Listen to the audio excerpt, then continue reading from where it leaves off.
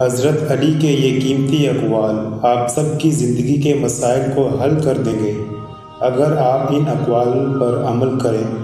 ہر ایک قول نصیحت اور ہدایت پر مشتمل ہے اگر ہم سمجھنا چاہیں۔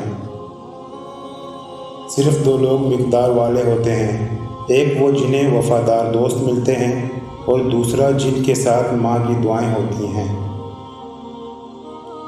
دکھ میں کبھی پچھتاوے کے آنسو نہ بہاؤ، کیونکہ تم وہ خوش نصیب ہو جسے اللہ نے آزمائش کے قابل سمجھا۔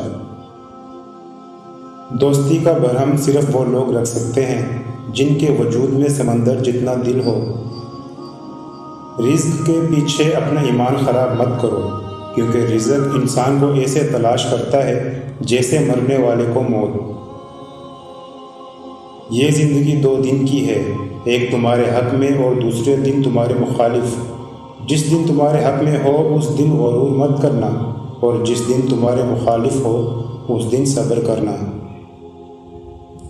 اپنی سوچ کو پانی کے قطروں سے بھی زیادہ شفاف رکھو، کیونکہ جس طرح قطرے سے دریا بنتا ہے اس طرح سوچوں سے ایمان بنتا ہے۔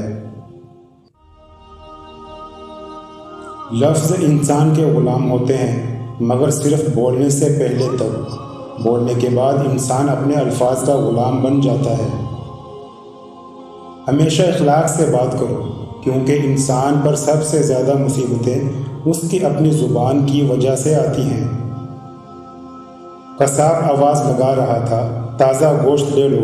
وہاں سے حضرت علی کا گزر ہوا تو قصاب نے حضرت علی سے بھی کہا، تازہ گوشت ہے، لے لیں۔ حضرت علی نے فرمایا، آج میری جیب اجازت نہیں دیتی۔ تو قصاب بولا، میں آپ سے ادھار کر سکتا ہوں۔ تو اس پر آپ نے ایک بہت حکمت سے لبریز جملہ ارشاد فرمایا، یہ ادھار میں اپنے پیٹ سے کیوں نہ کر لوں، جس کو میں جنت میں اس سے بہتر غذا کھلا سکتا ہوں۔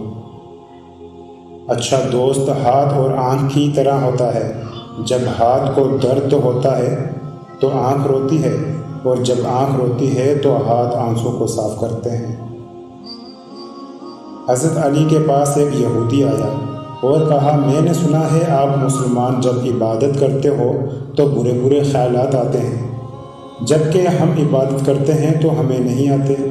حضرت علی نے جواب میں فرمایا، اگر ایک گھر فقیر کا ہو اور ایک گھر امیر کا تو چور کہاں جائے گا؟ یہودی نے کہا، امیر کے گھر میں جائے گا۔ حضرت علی نے فرمایا، تبھی تو شیطان ان کو ستاتا ہے جن کے دل میں اللہ ہو، جن کے دل میں اللہ نہیں ہوتا وہاں شیطان کا کیا کام؟ جس سے زیادہ محبت ہو اس سے اتنی نفرت بھی ہو سکتی ہے، کیونکہ خوبصورت شیشہ جب ٹوٹتا ہے تو خطرناک ہتھیار بن جاتا ہے۔ توبہ روح کا غسل ہے، جتنی بار کیا جائے روح میں نکھار پیدا ہوتا ہے۔ کسی کو تم دل سے چاہو اور وہ تمہاری قدر نہ کرے تو یہ اس کی بد قسمتی ہے، تمہاری نہیں۔ جب تمہیں کوئی تحفہ دیا جائے تو اس سے بہتر واپس کرو، اور جب کوئی نعمت دی جائے تو اس سے بڑھا کر اس کا بدلہ دو۔ جو تمہیں خوشی میں یاد آئے تو سمجھو تم اس سے محبت کرتے ہو، اور جو تمہیں غم میں یاد آئے تو سمجھو وہ تم سے محبت کرتا ہے۔ کسی کا ظرف دیکھنا ہو تو اسے عزت دو، فطرت دیکھنا ہو تو اسے آزادی دو، نیت دیکھنی ہو تو اسے قرض دو، خصلت دیکھنی ہو تو اس کے ساتھ کھانا کھاؤ، صبر دیکھنا ہو تو اس پر تنقید کر کے دیکھ لو، خلوص دیکھنا ہو تو اس سے مشورہ کر لو۔ کسی کے برا کہہ دینے سے نہ ہم برے ہو جاتے ہیں نہ اچھے، کیونکہ زبان سے شخص خود کا ظرف دکھا سکتا ہے، دوسرے کا عکس نہیں۔ زندگی میں خود کو کبھی کسی انسان کا عادی مت بنانا، کیونکہ انسان بہت خود غرض ہے۔ جب آپ کو پسند کرتا ہے تو آپ کی برائی بھول جاتا ہے، اور جب آپ سے نفرت کرتا ہے تو آپ کی اچھائی بھول جاتا ہے۔ اگر انسان کو تکبر کے بارے میں اللہ کی ناراضگی اور سزا کا علم ہو جائے تو بندہ صرف فقیروں اور غریبوں سے ملے اور مٹی پر بیٹھا کرے۔ دوستی کرنا اتنا آسان ہے جیسے مٹی سے مٹی کا نام لکھنا، اور دوستی نبھانا اتنا مشکل ہے جیسے پانی سے پانی لکھنا۔